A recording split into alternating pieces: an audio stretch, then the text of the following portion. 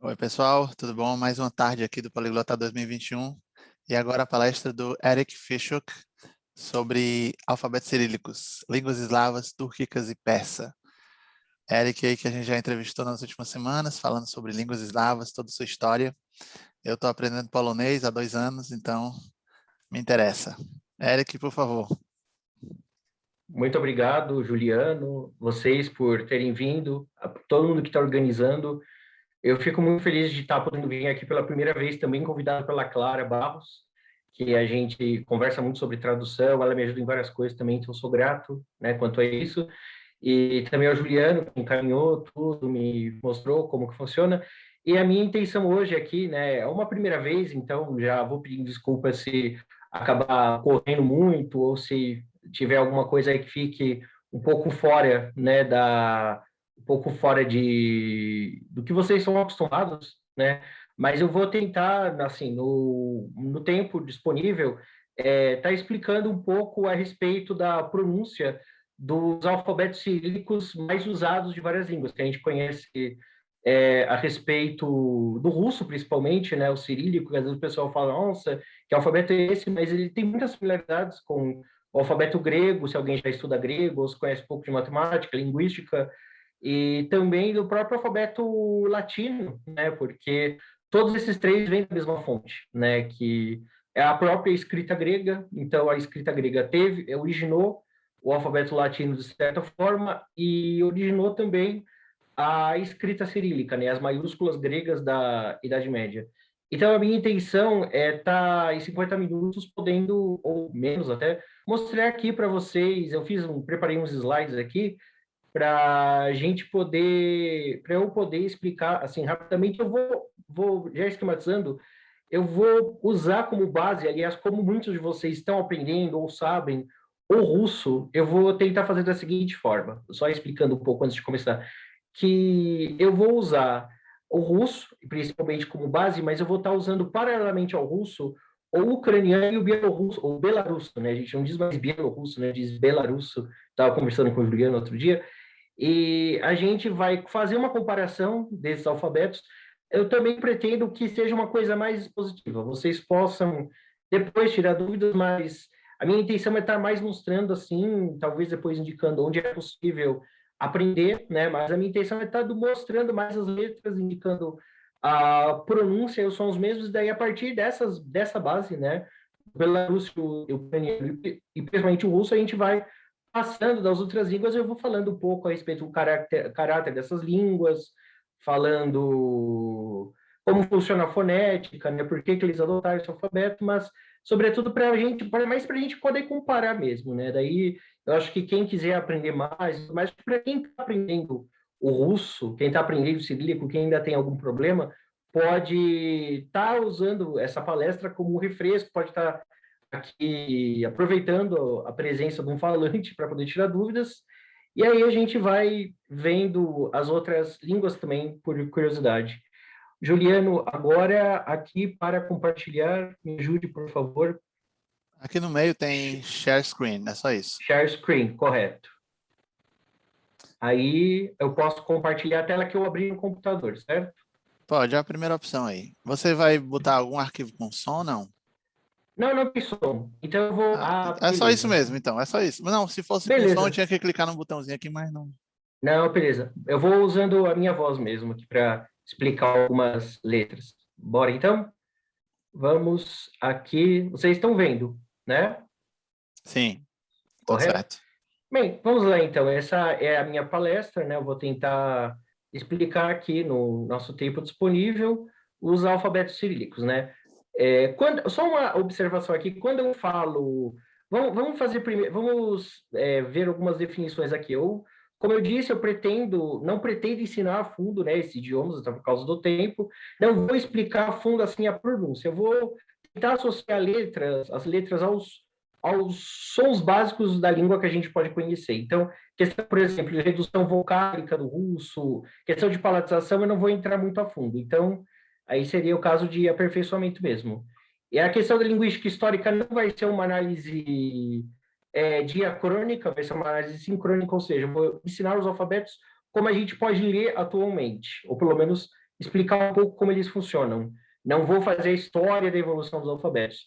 E eu também não queria que vocês vissem essa palestra como uma espécie de aula para que pudessem estar decorando, é mais assim uma explanação, mostrando alguns pontos de comparação mesmo. Só para a gente, rapidinho, uma introdução só para localizar, o alfabeto cirílico foi criado por volta do século 8, ou melhor, aqui 9 e 10 depois de Cristo, porque Cirilo e Metódio foram os monges que evangelizaram os eslavos, e eles usavam uma outra escrita para língua eslava antiga, eles codificaram para poder evangelizar os eslavos, né? Eles usavam outra escrita que era o glagolítico, que não vou abordar aqui, mas esse alfabeto teria sido criado pelos discípulos de Cirilo e Metódio, né, a partir dos séculos 9 e 10, ou seja, a partir da escrita maiúscula grega que é chamada de uncial, né? Então, esse eslavônico, que foi a primeira língua eslava escrita, que na verdade era uma língua... Opa, valeu aí, Matias.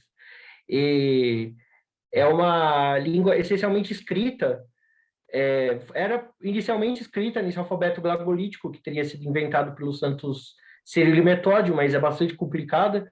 Ela passou a ser escrita pelos discípulos numa primeira versão do cirílico, né? Que alguém passou a escrever essa língua litúrgica, e à medida que foram surgindo as expressões eslavas escritas, começaram essas línguas, principalmente russo, ucraniano, belarusso, o sérvio, a se escrever em adaptações diversas do alfabeto cirílico. E uma vez que a Rússia se expandiu num império, né, inicialmente monárquico, depois um império, ou no caso comunista, né, que esteve pela abrangência territorial, o alfabeto cirílico acabou sendo usado para outras línguas que não tinham nada a ver com as línguas eslavas. Então, a gente pensa, né, para poder dar uma grafia mesmo, né, para essas línguas. Aí uma pergunta que eu faço seria um símbolo do imperialismo russo, né, porque essas línguas, acabou-se, no caso, a partir da era Stalin, impondo-se a muitas dessas línguas não eslavas da União Soviética. Lenin até pensou, e é uma história interessante que vocês podem procurar também, é que Lenin, como ele era internacionalista, ele visava trazer a alfabetização para esses povos mais remotos, a Sibéria, a Ásia Central, como uma forma de emancipação, né? Então ele pensou, vamos usar o alfabeto latino para poder alfabetizar tudo. Mas com Stalin houve uma virada, ou seja, se adotou para a maioria dessas línguas o cirílico, meio que compulsoriamente. Então a gente pode pensar se isso também, né, como essa questão do simbólica, né? Às vezes também é importante como símbolo de como para mostrar uma dominação, né? Então talvez trazer similaridades, trazer essa característica gráfica em comum para idiomas, né, que não tinha nada a ver talvez possa ter um pouco, né, a ver com essa questão da dominação. Tanto que muitos outros países tentaram abandonar, né, na era pós-soviética, essas adaptações do alfabeto russo, né, embora fossem com outras letras e tudo mais. Vamos ver um pouquinho de como funciona aqui. Bem, para a gente começar a aprender um pouco da escrita cirílica, eu acho que essas 5 vogais são essenciais, são básicas para qualquer idioma que use o cirílico, e acho que vão ter poucas exceções, na verdade. Então, se a gente decora essas 5 vogais, essas 5 primeiras vogais, a gente já é um bom começo, né? No caso, a gente tem aqui A, sempre com a mesma pronúncia, A, E, I, O, U.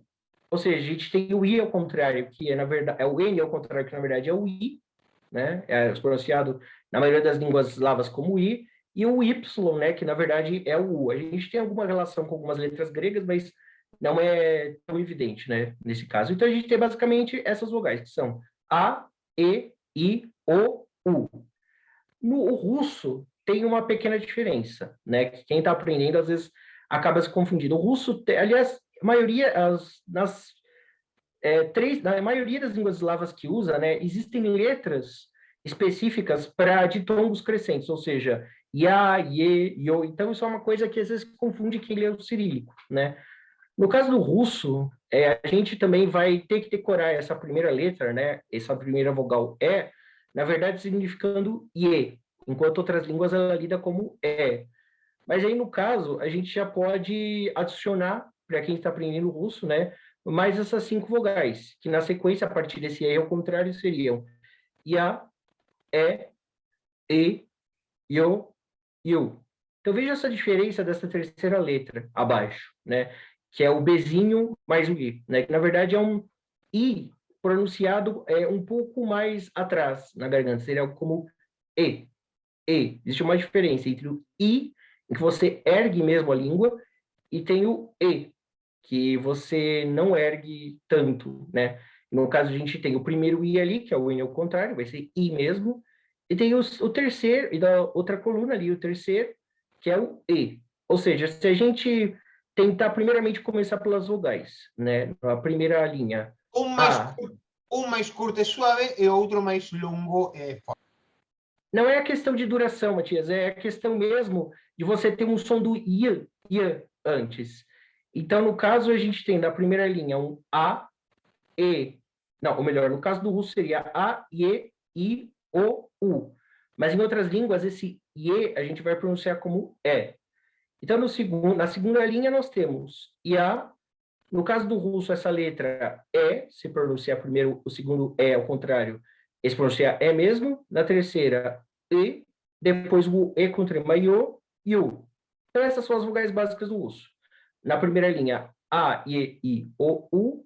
E na segunda, IA, E, I, Io, Iu. Aliás, quem for estudar russo, já é uma parte mais importante para quem vai estudar russo, a gente geralmente faz esse contraste, né, de 5 para 5 vogais, né, em que a gente tem nos primeiros, nesses exemplos aqui embaixo, nessas duplas, a primeira vogal é considerada, então isso vai perpassar toda a escritura da língua. É uma dica aí para quem está estudando russo. Esse confronto dessas duplas de vogais vão perpassar toda a língua russa, em que a gente tem as primeiras vogais são chamadas duras, e as segundas são chamadas brandas, ou seja, elas vão ter justamente esse som de iot no começo, não é tanto questão de duração. Então, eu vou fazer aqui a pronúncia para vocês desses pares aqui embaixo, 5 pares, a gente tem os primeiros elementos, A, E, veja esse I como é diferente, E, O, U, e no segundo, dos pares, a segunda vogal. Ia, Ie, I, Io, Iu. Só para a gente passar aqui rapidinho, né? A gente vê que no caso do E, a gente tem o russo. Esse E revirado, que se pronuncia essencialmente como E, e o segundo, que se pronuncia como IE. Né? Então, no russo vai ser essencialmente essa diferenciação, E e E. E na terceira dupla, ali a gente tem o E, que é um I com a língua mais erguida, e depois o I. Né? Então, eu acho que no caso do russo é questão de prestar mais atenção nesses 2 pares. Ou seja, a gente tem essencialmente os pares de duras e brandas. A, Ia, E, I, O, Io, U, Iu. Gente, qualquer dúvida, vocês podem ir perguntando aqui também, correto? Eu só estou sem a visualização do chat aqui por questão mesmo de praticidade. Agora, o ucraniano, né, existe uma pequena diferença no caso do ucraniano. Para a gente chegar ao alfabeto ucraniano, bastam essencialmente 3 coisas. A gente vai tirar a letra E, a letra E e a letra IO. Essas 3 letras não são usadas em ucraniano. No ucraniano, como eu disse, a letra IE do russo, que graficamente é igual ao nosso E, ela vai ser pronunciada E mesmo. Mas o ucraniano vai adicionar aqui a letra I, que vai ser igual ao nosso I, vai adicionar um I com trema, que vai ser pronunciado como I, ou seja, um iot mais um I, que é uma coisa que não tem graficamente no russo, ou seja, I. E na terceira letra nós temos o IE, propriamente, que ao invés de eles usarem o E, a letra IE do russo, que equivale ao nosso E, eles vão usar esse outro E, um pouco mais arredondado, que vai ser para eles o IE, né? No caso, o som I mais aberto do russo, I, ele é transcrito no ucraniano como I mesmo, igual ao nosso I, né? Que no cirílico tradicional, esse I, igual ao nosso, é chamado tradicionalmente de I decimal, né? Porque ele é usado para representar o número 10 no alfabeto antigo, né? Quando não se usava os algarismos indo-arábicos como a gente, né? E no caso ucraniano, essa letra I, ao contrário, em ucraniano, ela não vai soar como I, da maioria das línguas eslavas, ou como no caso do russo. Ela vai soar uma espécie de I um pouco menos palatal, ou seja, ela vai ser algo mais ou menos como um E. Quem já sabe um pouco de ucraniano já tem uma noção, né? Que vai ser algo como um E. E. Como se fosse o inglês bit, ship, aquele I curto. É uma coisa entre o I mais aberto e o E do russo mais fechado. Então, essa é basicamente a diferença. E no caso do belarusso, desculpem, o sistema vocálico, questão dos sons, é idêntico ao russo. Apenas vai ter uma diferença que na ortografia, o belarusso não vai usar a letra I do russo como se fosse um N virado, ele vai usar o I do ucraniano. E vocês vão ver em textos belarussos escritos, esse E virado para a esquerda, né, esse E, vai ser usado com mais frequência, exatamente com o mesmo som. E tem uma ótima notícia, né, que nas duas línguas, o iô, via de regra, vai ser a sílaba tônica, vai ser a vogal tônica. Então, ele já tem aí a questão da tonicidade, que em russo praticamente, e também em belarusso é impossível de adivinhar, então, basicamente o iô, com raríssimas exceções, vai estar em sílaba tônica. Então, se vocês quiserem descobrir ou em belarusso, em russo, só que tem uma questão. Às vezes, em textos impressos em russo, esses dois pontos do iô, que não são trema, fazem parte da letra, embora não sejam trema, esses dois pontos no russo, muitas vezes, não vão estar escritos em textos impressos, infelizmente. Mas em belarusso, é uma característica, eles vão sempre estar aí. Mas em textos didáticos em russo, vocês verem os dois pontos, podem ver que é a sílaba tônica, né? O Tajik, o que é o Tajik? Eu escrevi persa lá, meio que como uma pegadinha, porque eu não sei se vocês sabem, o persa, assim como o português, assim como o servo-croata, é uma língua policêntrica. Ele tem três variantes básicas, que são o iraniano, o Tajik, que é o persa falado no atual Tajiquistão, e o Dari, que é a variante do persa falada no Afeganistão. Se a gente for escrever o alfabeto cirílico, né, no Tajik, ou seja, nesse persa, né, nessa variante do persa, nós vamos pegar basicamente o alfabeto do russo, né? Vamos pegar o alfabeto do russo com poucas diferenças. Eu acho que eu devo ter colocado aqui, mas eu coloquei sim depois. Mas para a questão das vogais, só adiciona isso, né? Vejam que fácil, né?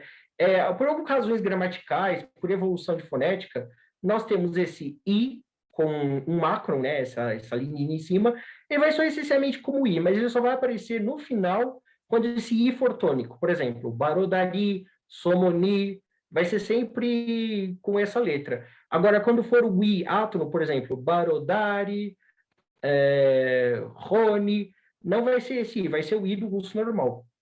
E nesse U, né, esse U basicamente, eu só vou falar que no dialeto padrão ele soa como U normal. Ele está aí por razões etimológicas, mas em alguns outros dialetos tem uma pronúncia específica. Mas vocês podem pronunciar como U normalmente. Mas as vogais, o resto é igual ao russo. Só o IE, que na verdade vai ser pronunciado via de regra como E, mas só adicionam essas duas vogais. Agora vamos falar um pouco das consoantes, né, pra gente. Eu tenho uma dica que é muito usado por professores, para você fazer a memorização do cirílico, né? Porque embora seja praticamente um alfabeto quase irmão do latino, né, por vir do grego, apesar disso, nós temos algumas diferenças na pronúncia que é sobretudo isso que confunde o falante do português, do inglês, enfim, porque são as mesmas letras, mas não tem nada a ver a pronúncia, né? Ao contrário se você aprender um outro alfabeto, você já sabe a pronúncia mais ou menos fixa, né? Então, existe uma regra, mais ou menos assim, em que a gente, para a gente ficar mais fácil de memorizar, a gente pega primeiramente as letras que são praticamente igual ao inglês, português, enfim, que são o K, o M e o T. K, M, T. São esses sons, K, M, T. Não tem diferença. Eu estou usando só a maiúscula, porque no alfabeto cirílico, ao contrário do alfabeto latino, ou mesmo do grego, as formas minúsculas vão ser muito parecidas. Então, se vocês aprenderem bem as maiúsculas, não vão ter problemas com as minúsculas. Então, vocês podem pegar em qualquer tabela, mas não vai ter grande diferença. Então, eu fiz essa apresentação só com maiúsculas. Na segunda linha, a gente tem as letras que lembram alguma letra latina, mas tem um som diferente. Então, a gente pode ver ali, partindo da esquerda, o B, né? Essa letra que, na verdade, parece um B e é um B, né? Mas o nosso B vai ser pronunciado como V, ou seja, B, V, aliás, quem sabe grego, né? V, o V no grego moderno, o B no grego moderno tem esse som V, né? Alfa, Vita, Rama, né? Temos o H, que na verdade é o N, né? A letra N, B, V, N, é o N. A letra que parece um P, na verdade, ela é o R, também equivale ao grego, né? A gente tem re, nunca re, como em português, mas sempre re, brando. Então é o R, B, V, N, re. O S, que na verdade é o C, mas na verdade é o S, que vem do alfabeto grego mais já medieval, essa pronúncia, então ele vai ser o S, C, e o X, ele também é mais ou menos como o grego, vai ser como o Ra. Ele vai ter um som como o Rota espanhol, vai ser um som gutural, gargarejado, vai ser Ra, Ra. Então, no caso, nós temos na segunda isso, o R é cognata do Rho grego. Isso, correto. Então, nós temos B, V, N, Re, C e Re. E as que soam iguais às cognatas em grego, né? Que, no caso, não tem a ver muito com o alfabeto latino, mas aquelas, quem conhece grego vai identificar. O G, né, do gama, G, o D, embora esse D, na verdade, seja o delta um pouco mais modificado, mas vai lembrar um pouco. É o D, o L, lembra um pouco a letra lambda também, mas é o le, o P e o F. O P e o F, na verdade, né? Então, são iguais às cognatas em grego. Gama, delta, G, D, lambda, que é o le, o P, é o pi também que conhece, e o fi, P, F. Ou seja, primeira linha, K, M, T, segunda, B, V, N, Re, C, Re, e a terceira, G, D, Le, P, F. Então, essa é a pronúncia delas. E a gente tem uma última categoria, que são as que... todas essas são iguais em qualquer das línguas que usam cirílico, não tem muita diferença. As poucas diferenças aqui, as únicas, são o caso do ucraniano, em que esse G do russo, ele não vai ser pronunciado G, ele vai ser pronunciado Re, mas é um Re que ele é um Ré sonorizado, você vibra as cordas vocais na hora de fazer esse Ré, não é o Ré aspirado em inglês, ele vai ser justamente como o espanhol, luego, amigo, vai ser fricativo, Ré. E o G, né, ali, ele faz o som do russo G no ucraniano, esse G, esse G com o vérticezinho acima ali. Vai ser o som do G. Já em belarusso, a letra G, né, pode soar tanto o Re, historicamente, né, quanto o G. Pode fazer os dois sons, né, no caso do belarusso, que são o Re ou o G. Não tem uma diferenciação, você vai ter que ver pelo contexto. Mas em ucraniano, o G do russo ele vai soar como Re. E o G com o vértice é que vai ser o som do G mesmo. Só essa diferença aqui no caso do ucraniano. Agora, nesse caso é um pouco complexo, porque essas letras, além delas não lembrarem em nada as letras gregas ou latinas, além de não lembrarem, cada língua em geral vai ter uma pronúncia um pouco diferente, mas que não vai desviar muito do russo, porque tem línguas, como por exemplo as línguas túrquicas, não vai ter regularmente som de tse, de tche, que tem no russo, né?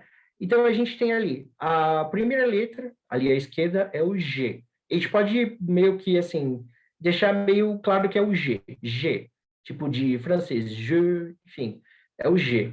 O 3, ali a segunda, é o Z. Z, é o nosso Z. A terceira, que é o I do russo com uma curvinha, é o som IE, é o som do iot. Iot. Então, a gente pode decorar como IE, né? G, Z, IE. A quarta letra é o C.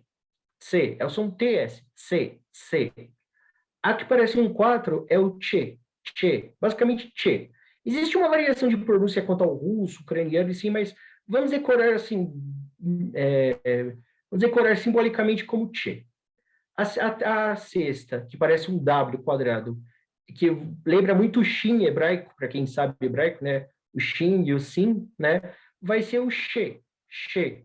E a sétima, ela vai chamar, em linguística eslava, ela vai chamar Cha. Mas aí eu vou falar um pouco da pronúncia dela, porque ela vai variar um pouco de acordo com as línguas. Então, a gente tem, só para a gente recapitular, a partir da esquerda. Para a letra varía. O ruso pronuncia como si fosse fresh cheese en inglés, o en búlgaro como... Sí, varía, depende. Sim, correto, Matias, mas no caso do russo, ele não tem mais essa pronúncia che. Essa para o russo é uma pronúncia arcaica. A gente vai ver mais ou menos essa diferença. Só para a gente recapitular aqui, do comecinho. G, Z, Y, C, é a quarta, C, Che, essa que parece um 4, Che, e aqui seria historicamente o Che. Mas a gente vai ver que tem uma pequena diferença de pronúncia, e isso que é um grande nó para quem se depara com cirílico em várias línguas. Para quem está aprendendo russo, vamos só fixar aqui. Em russo, ela vai soar como se fosse um Che suave. Por que quer dizer isso? Vai ser um Che palatizado. Então, se a gente vê, por exemplo, aqui, a penúltima letra, que é o Che, via de regra é o Che, na maioria das línguas. Em russo, ela vai ter uma pronúncia bem retroflexa, ou seja, vai ser assim, bem duro. Che, che, che. Já essa letra, em russo, ela evoluiu para um som de um che mais suave, ou seja, é o que a gente chama de palatal. Che, che, che. Quem sabe polonês, aí uma dica. O primeiro chá do russo é o SZ, é aquele che duro, chá. Já essa letra chá, esse som chá em russo, vai ser o che palatal, ele é igual ao S com um acento agudo no polonês. É o che palatal, vai ser a mesma posição, che. E já no ucraniano aí é que vai ter o som do che mesmo. A única língua que conservou esse som histórico che, que é uma pronúncia arcaica do russo, mas o russo basicamente hoje é como se fosse esse che suave. Por exemplo, quem sabe polonês, o pronome che, né, flexível é o mesmo som. Já o outro, o chá, né, sem o rabinho, vai ser como se fosse o SZ polonês, chá, chá, mais duro. Em búlgaro, sim, né, como o Matias falou, a gente tem o som St, que na verdade esse som seria o historicamente eslavo, seria esse do St, que se conservou até hoje em búlgaro, né? Que a gente tem como St. Já em Belarus não se usa essa letra, a gente usa apenas a combinação chá mais St mesmo, St, historicamente para fazer. Então, o russo, esse Ch palatal, e o ucraniano, Ch, normal, é o encontro consonantal, e em búlgaro, o St mesmo, né, conservou esse som. Outras línguas eslavas não vão usar essa letra cirílica, né? E aqui é o famoso sinal brando, né? Esse sinal brando é peculiar às línguas eslavas orientais. Ele faz a palatização da consoante anterior. Ele só aparece depois de consoantes. Essa letra, ortograficamente, só aparece quando ela está seguida de uma outra consoante ou do final da palavra. Eu deveria dar exemplos aqui de palavras, mas infelizmente não. Eu achei que ia ficar um pouco comprido, então eu não coloquei os exemplos, mas a gente pode imaginar uma consoante com esse bezinho, é o sinal brando. Essa consoante vai ser palatizada. Aí esse sinal ele só vai aparecer quando essa consoante estiver no fim da palavra ou estiver antes de outra consoante, né? Por dar um exemplo bem básico, se a gente tem algumas consoantes, como ma, pá, vá, gá, que são duras, a gente vai ter com o sinal brando. Nha, ya, ya, ya. Como se a gente estivesse fazendo colocando um pequeno i na frente, né? Mas não é exatamente um i consonantal, vai ser uma mudança aí de caráter do som mesmo, né? Que vai dar a palatização. Por exemplo, vamos supor no fim, an, an, al, ai. Então você vai erguer mais a língua em direção ao palato para pronunciar essa consoante. Isso ocorre direto no russo, belarusso e ucraniano, né? Como eu falei, isso é peculiar às línguas eslavas orientais. No búlgaro, esse sinal só vai ser usado quando a consoante é seguida da vogal O, ou seja, só aparece no conjunto com o O. Ou seja, lio, nho, só isso. Não aparece nem antes de outras consoantes, nem no final. Então, esse é o único caso no búlgaro em que ocorre. Então, basicamente, ele indica essa palatização. Aí é uma questão interessante, né? Quando esses sons palatais estão antes de outras vogais, essas vogais, como eu disse, não vão ser escritas A, E, O, U. Elas vão ser escritas com essas vogais que eu disse, né? Que podem soar Ya, Ye, Yu, Yu, geralmente no começo da palavra, mas elas vão palatizar essa consoante anterior. Ou seja, como eu disse, vai ter a pronúncia Mie, Tche, Lhe, antes dessas vogais. Nas eslavas orientais, o russo, o belarusso, o ucraniano e o búlgaro, essas letras ia e u sempre vão palatizar a consoante anterior. Ou seja, a gente vai ter nha, ya, no primeiro caso, ia. Então, nha, ya, tia. No segundo caso, iu, que vai ser tiu, niu, liu, niu, kiu. Já as consoantes e e i, né, no caso do russo, quando você tem um ye e um i, elas vão ser sempre palatizadas. Então, ye, ye, nye, tche, ni, li, ni, ti, yi. Agora, em ucraniano, no caso do búlgaro, o e e o i não vão palatizar a consoante anterior. Vai ser me, te, le, mi, ti, ni, vi, normal. Assim como no caso do russo, a gente vai ter o io palatizando também. Io, tio, lio. Já em ucraniano, essa outra letra ie, que é reviradinha, ela vai servir como ie russo, vai ser mie, tie também. Já o i decimal, né, ele vai palatizar só de leve a consoante, não vai ter uma grande palatização, vai ser mi, ti, quase normal assim. Já o i, a gente poderia dizer que o i ucraniano também palatiza consoante, mas é raro ele aparecer realmente após consoante. Então, não vai ter grande papel de palatização, mas só para a gente ver como é que funcionam aí essas vogais. E o sinal duro, né, esse outro B, que é conhecido em russo, né, como tviordy znak, né, sinal duro. Eu não falei os nomes, né, eu usei aqui, ó, sinal brando, que em russo vai chamar miyarky znak, a gente pode decorar como sinal brando, e esse viradinho para trás é o sinal duro. A gente vai chamar em russo de tviordy znak, mas vamos deter como sinal duro. Para quem sempre teve dúvida de como soa essa, entre aspas, letra, não é bem uma letra, na verdade, eles chamam sinais, sinal duro e sinal brando, porque eles não têm som próprio. Eles vão mudar os sons das consoantes. Então, no caso do russo, quando a gente tem esse sinal depois de uma consoante, ele indica que essa consoante não vai ser palatizada antes de ya, ye, yo ou yu. Ou seja, se a gente tem sia, mie, vio, a gente vai pronunciar a consoante dura e depois essas vogais brandas, como se fosse essas encontros vocálicos mesmo, ya, ye, yo, yu. Em búlgaro, esse sinal duro, na verdade, ele não é um sinal, ele é uma vogal plena mesmo. Ele vai ser uma vogal com um som mais ou menos como É um som um pouco fechado, né? Já em ucraniano e belarusso, não se usa o sinal duro, né? Ele, no lugar do sinal duro, como é usado em russo, se usa o apóstrofo separador. Então, vocês vão ver esse apóstrofo em textos ucranianos, belarussos, é a mesma função do sinal duro. Ele vai evitar que a consoante seja palatizada.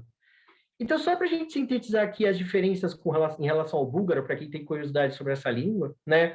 O alfabeto é quase idêntico ao do russo, só tem as seguintes diferenças. As letras E, e O não são usadas, porque esse som E não existe, existe o som aqui que a gente viu do A, mas mais próximo do A, né, do que do I.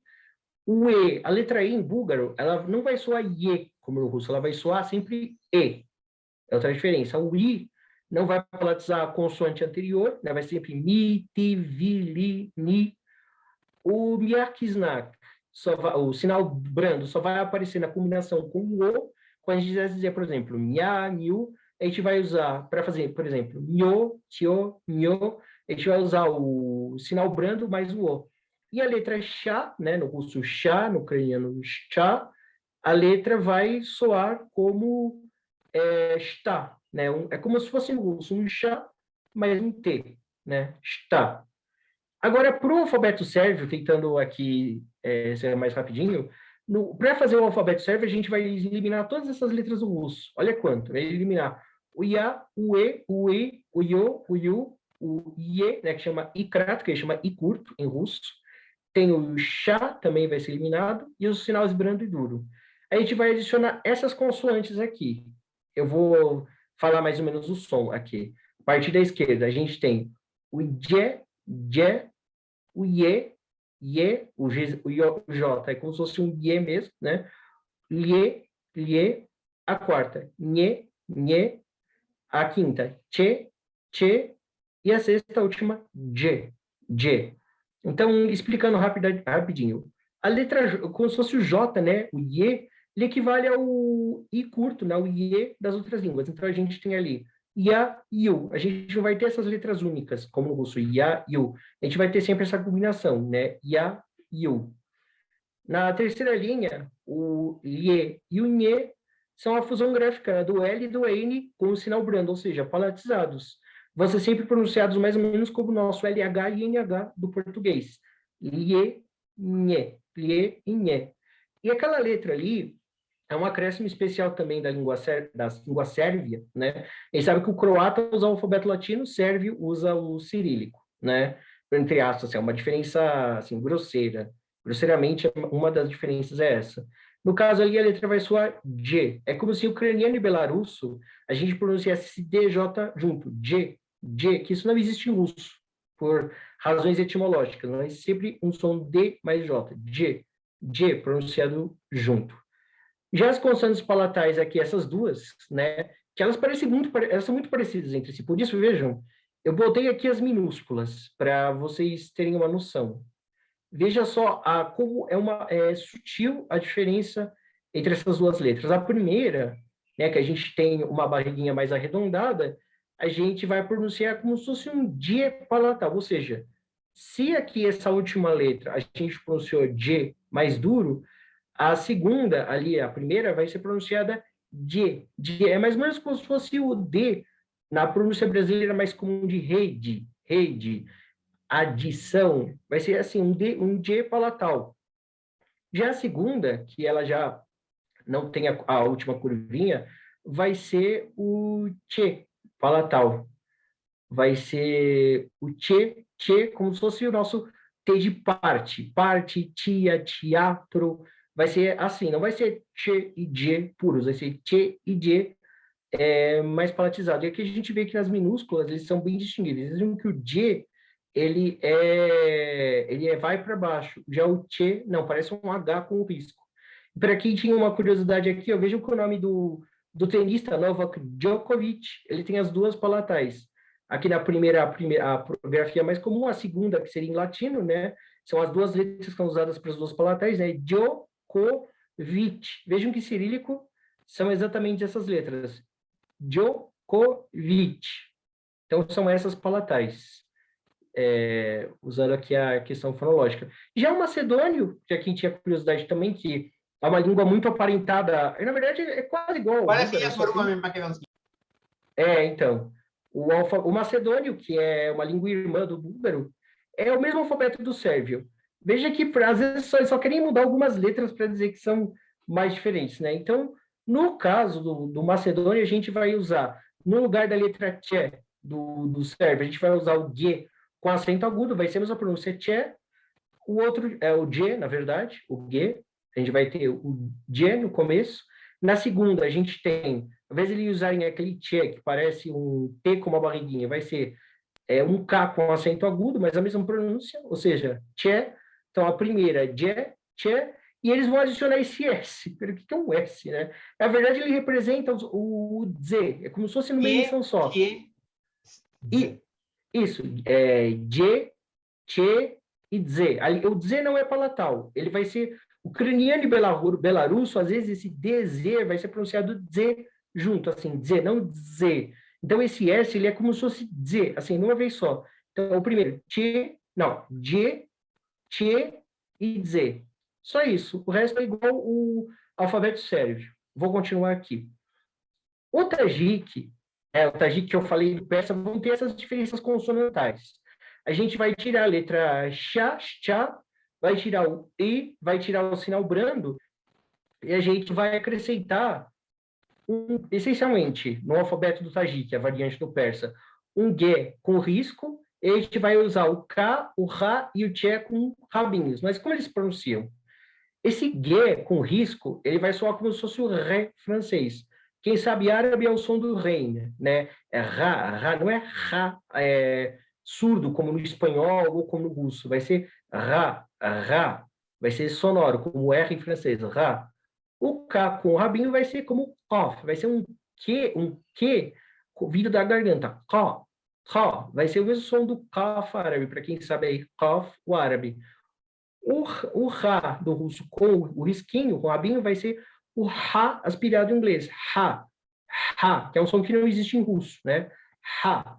E o Che, o rabinho, vai ser o mesmo som da letra G sérvia, né? Ou do DG ucraniano, vai ser o AG. Só que usa uma outra letra, que é o Che com só rabinho, né? A gente tem o Che e vai sonorizar para G. Essa é a única diferença. São essas diferenças do alfabeto tajik. A gente não vai ter o fenômeno da polarização. A gente vai ter as letras IA, IO, IU, mas sempre representando ditongos mesmo. O cirílico kazakh é a seguinte, eu falei cirílico, não falei alfabeto, porque, como eu falei para vocês, essa questão de política e tudo, às vezes, se reflete também nos alfabetos. No caso do tajik, do kazakh, só lembrando, tajik é uma variante do persa. Kazakh é uma língua aparentada ao turco, as chamadas línguas túrquicas, né? Então, é uma língua aparentada ao turco, é o que a gente chama de ramo Kipchak das línguas túrquicas. Então, a gente tem kirguiz, o kazakh, o tártaro também, enquanto o turco e o azerbaijano são o que a gente chama de ramo oghuz das línguas túrquicas. Então, aqui no caso do kazakh, eles estão fazendo atualmente uma transição para o alfabeto latino. Mas eu coloquei aqui por curiosidade, porque se vocês forem um dia estudar o kazakh, ir para o Cazaquistão, vocês vão ver muitos escritos em cirílico, né? Então, o cirílico kazakh ele vai ser o modelo para todas as túrquicas. Então, vocês já podem partir dele aí, se vocês quiserem pegar o tártaro, o kirguiz também, né? Aqui a gente vai pegar o alfabeto russo para fazer o kazakh, a gente vai pegar... Eles usavam todas, basicamente, na contagem das letras. Mas aqui, no caso, eles só vão usar as letras Io, C, Che, os sinais duro e brando, e o E só vão ser usados em empréstimos de outras línguas, principalmente do russo. A letra chá do russo, geralmente, era uma economia de ortografia. Eram 2 chás, né? Então, era mais para economizar mesmo. O I e o U do russo, eles não vão ser pronunciados exatamente I e U. Eles vão ser pronunciados como I, Ei, no caso do I, e no caso do U, vai ser pronunciado mais como O e U, ou seja, são ditongizados.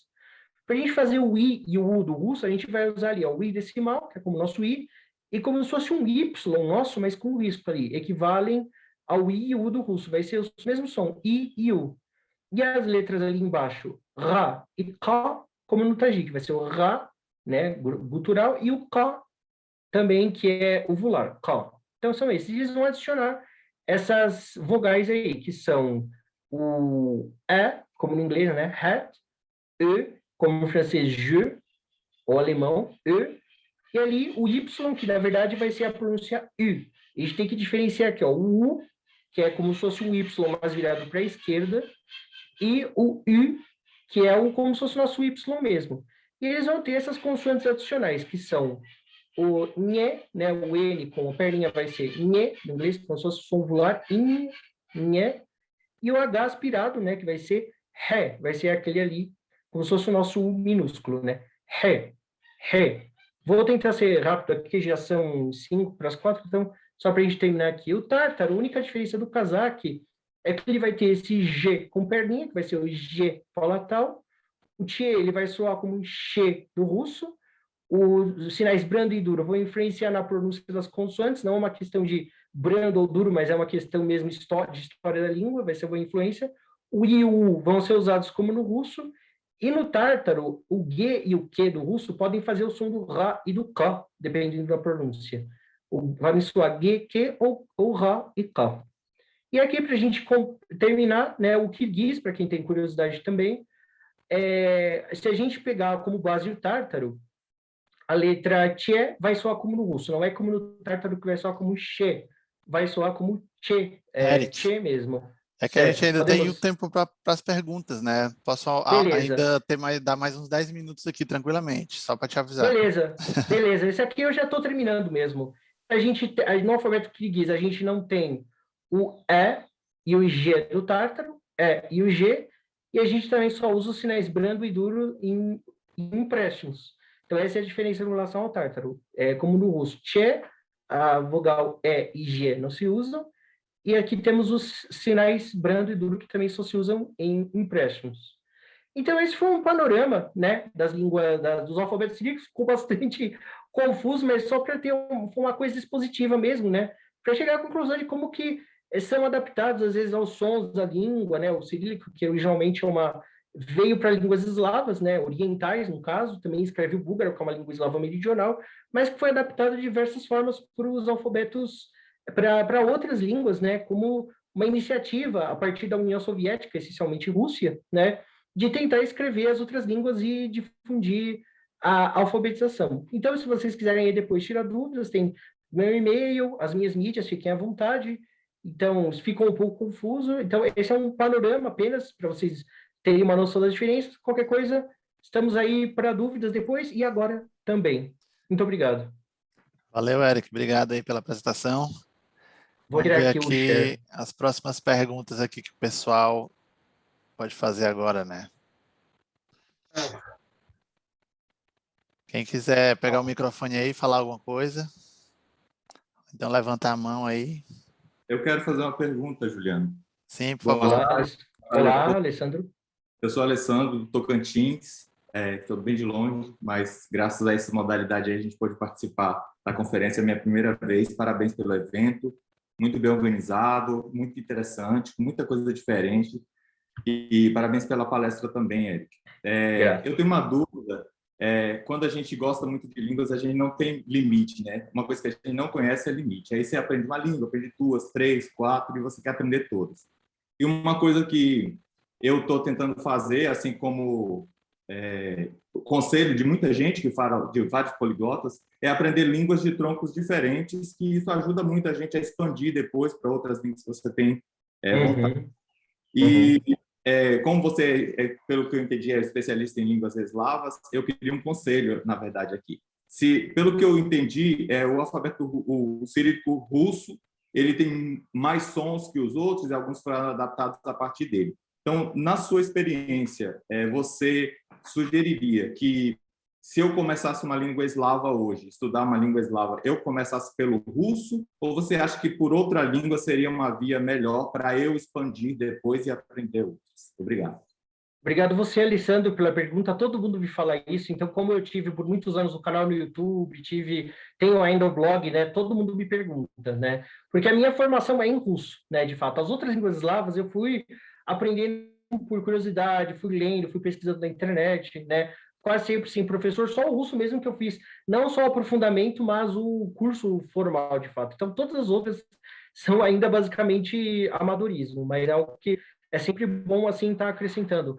Alessandro, no caso das eslavas, a gente que fala línguas mesmo, a gente fala que vai depender muito do que realmente aonde você quer atingir. Então, por exemplo, no caso, se a gente considerar todas as línguas eslavas, né, tanto as orientais, né, que a gente diz, orientais que são o russo, belarusso, ucraniano, as meridionais, que são o sérvio-croata, de uma forma geral, o esloveno, o búlgaro e o macedônio. E se a gente pega também as chamadas ocidentais, né, que são o tcheco, o eslovaco, o polonês e também dialeto sórdio, cachubo, todos os outros que poderiam se dizer línguas ou dialetos, aí depende. Se você tiver assim, eu, por experiência, se você tiver um objetivo claro, eu vou morar num país, eu vou ter uma família, vou, sei lá, eu nem digo para viagem, porque viagem a gente acaba sempre pegando o básico, né? Mas se você for fazer algo profundamente dedicado a um tema, a um idioma, se você for pesquisador, se você for morar, for casar, aprenda primeiro sempre esse idioma, independente da dificuldade, sabe? Se você for morar na República Tcheca, aprenda tcheco, não vai aprender russo, depois o tcheco vai ser uma embolação danada. Eles são meio assim, sabe, com o russo, que, né, tem essa questão da história também.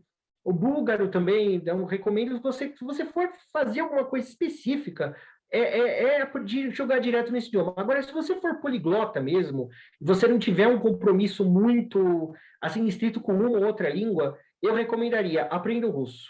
Porque aí você fala assim, mas o russo não é como se fosse uma inter-eslava, não é o ponto medial das línguas eslavas, porém, é o mais falado, ele sintetiza os fenômenos das outras línguas, assim, mais ou menos, e não a um nível tão complexo quanto ao polonês, ao tcheco, que é assim, se você aprender o russo, né, inicialmente, vai ser um meio caminho andado. E você tem a questão da história, da documentação. Eu recomendaria, se você quiser partir para várias eslavas, começar do russo, porque ele dá uma base e você tem, assim, você tem mais usos para a língua. Claro que nada te impede de começar outro, mas se fosse assim, fazer uma viagem, estou falando, viagem pelas línguas, eu começaria do russo, sinceramente, porque eu vi como que, para mim, o russo foi extremamente útil na minha vida acadêmica, pessoal, intelectual.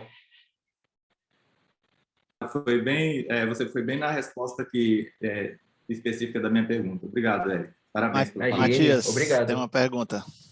Muito bem. Sim, uma coisa é considerar... Primeiro que tudo, uma coisa muito importante. Uma coisa é considerar no respeito qual é a língua eslava com a maior quantidade de falantes. Isso, sem nenhuma dúvida, é o russo. Agora, se a gente considerar qual é a língua mais central do ponto de vista da intercompreensibilidade linguística, esse é o eslovaco. Mas se nós temos que considerar qual é a língua mais fácil nos termos gramaticais, é o búlgaro e o macedônio, porque o búlgaro e o macedônio são as línguas eslavas que não têm um sistema de casos. De fato, se mandar mais longe, eu estou aprendendo o sérvio ou o macedônio. O macedônio já tem um nível A1. Ô, Matias, deixa eu dar a minha opinião básica aqui.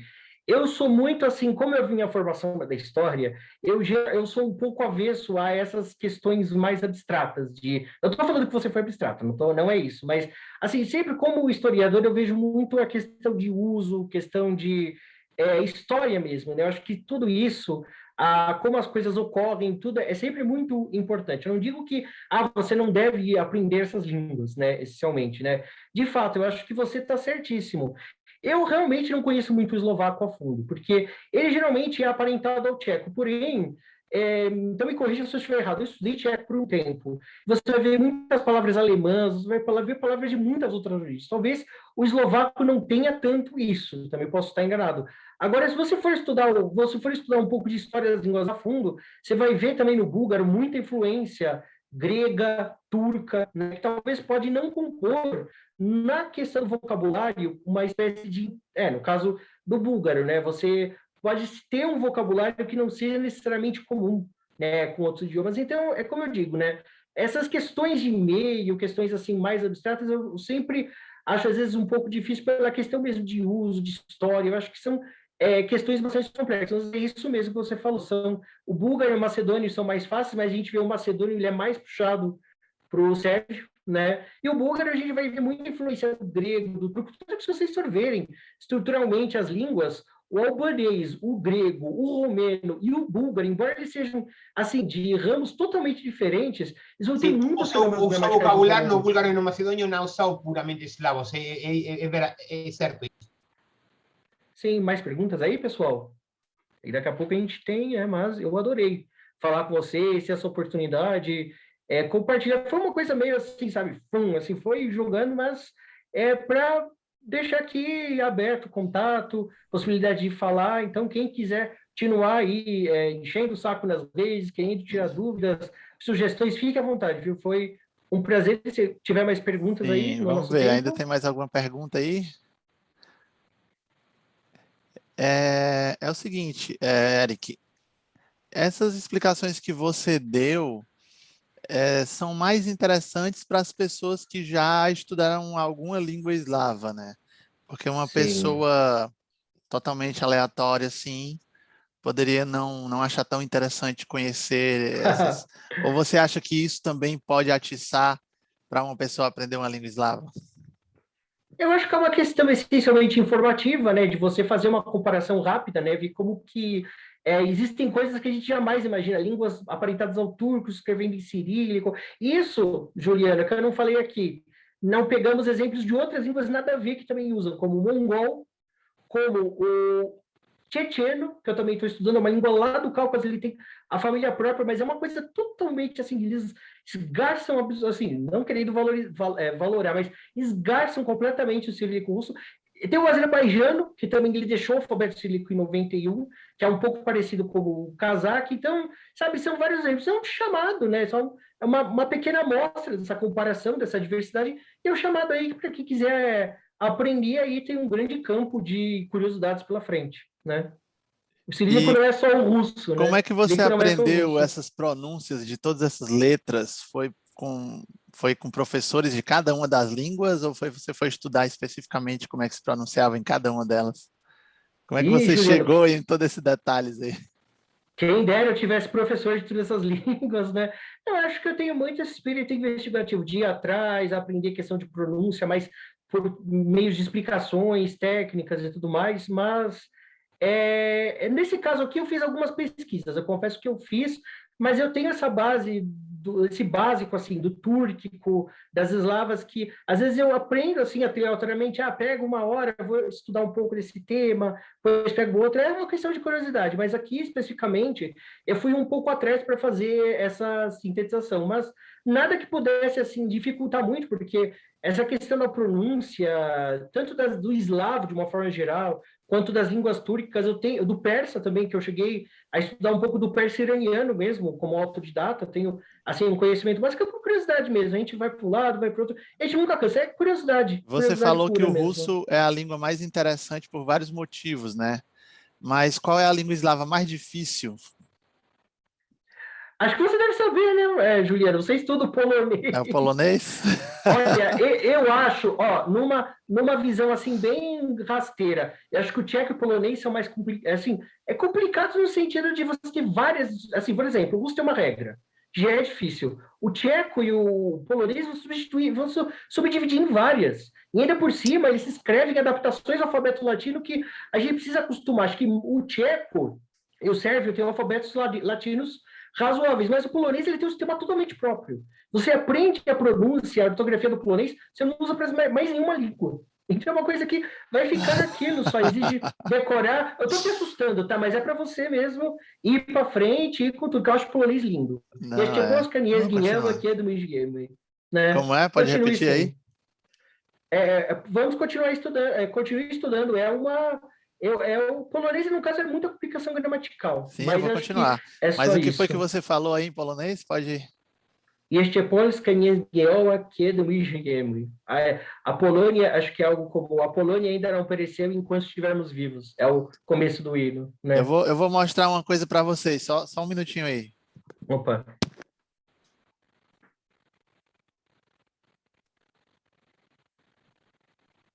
Oh, é incrível, Eric, incrível. Sem nenhuma dúvida que você também conhece muito das línguas eslavas. Eu admiro seus conhecimentos também.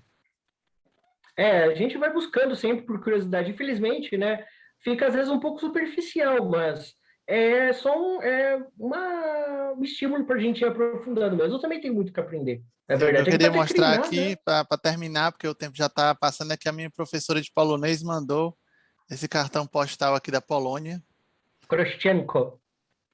E ela escreveu aqui, não sei se dá para vocês lerem. Bardzo pięknie, pięknie. Nossa, tá bem pequeno mesmo. Drogi Juliano. Przesyłam serdeczne pozdrowienia z polskich gór. Ali eu não sei se é um N, Jen, świetna pogoda. Ani nie za ciepło, ani nie za zimno, niż dużo chodzimy. Mam nadzieję, że Você quer tradução já? Quer dizer, não sei traduzir A muito minha bem. Ela ideia está dizendo que mandou aqui um cartão postal ideia das vem de montanhas polonesas, né? Alguma coisa assim. Esperança, né, Matias? É nadzieja, né? Quem estuda russo, Vamos na nadzieja, Jeia, eu espero. tudo se liga, né? Então tá, pessoal, terminamos aí com a mensagem da Magdalena Golden, professora olha, de polonês. olha uma coisa, zapomnite no russo é recordar, mas zapomnieć em polonês é esquecer. É, e a gente decorar, né? Entrar no coração, guardar de cor. Tchau, pessoal. Até mais. Tchau, obrigado.